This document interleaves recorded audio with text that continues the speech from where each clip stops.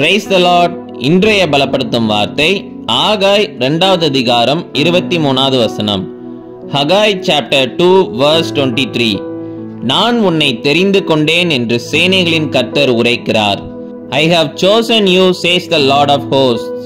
ஹல்லேலூயா. இன்றைக்கு கர்த்தர் உங்களை பார்த்து சொல்லுகிறார், மகனே மகளே, நான் உன்னை தெரிந்து கொண்டேன். நான் உன்னை மற்ற மனுஷங்களிலிருந்து உன்னை பிரித்தெடுத்து எனக்காக நீ அநேக காரியங்களை செய்ய வேண்டும் என்று நான் உன்னை தெரிந்து கொண்டேன் என்று உங்களை பார்த்து சொல்லுகிறார். கர்த்தர் மிகவும் அன்பான தேவன். அவர் இந்த உலகத்துல ஒரு சில மனிதர்களை தெரிந்து கொள்கிறார் என்றால் நீங்கள் விசேஷித்தவர்கள்.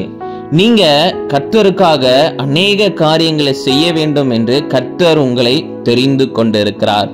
உங்க மூலமாக கர்த்தர் உங்களுடைய குடும்பத்துல ஒரு பெரிய மாறுதலை உண்டாக்க போகிறார்.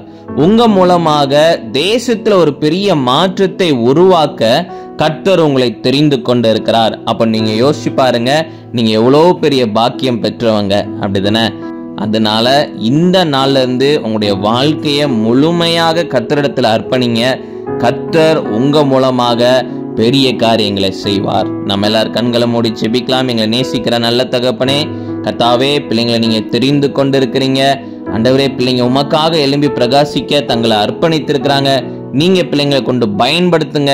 நீங்க மகிமைப்படுங்க. இயேசுவின் மூலம் ஜெபிக்கிறோம் எங்கள் ஜீவனுள்ள பிதாவே. ஆமேன், ஆமேன், ஆமேன். கர்த்தர் உங்களை தெரிந்து கொண்டிருக்கிறார். கர்த்தர் உங்களை கொண்டு பெரிய காரியங்களை செய்வார். God bless you. Have a blessed day.